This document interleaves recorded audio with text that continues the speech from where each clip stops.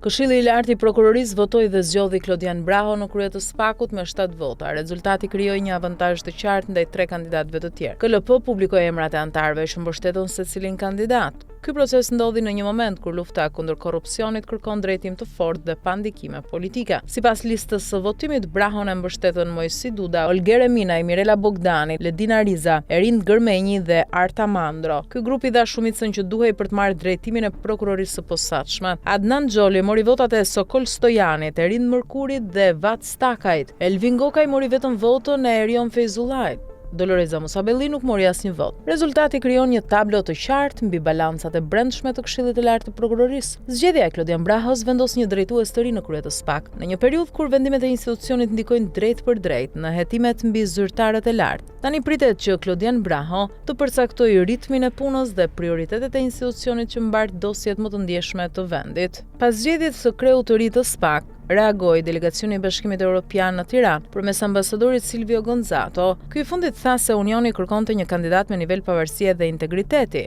Teksa i uroi detyrën e re Klodian Brahos, Silvio Gonzato tha se Bashkimi Evropian pret bashkëpunim të ngushtë në luftën kundër krimit të organizuar dhe korrupsionit.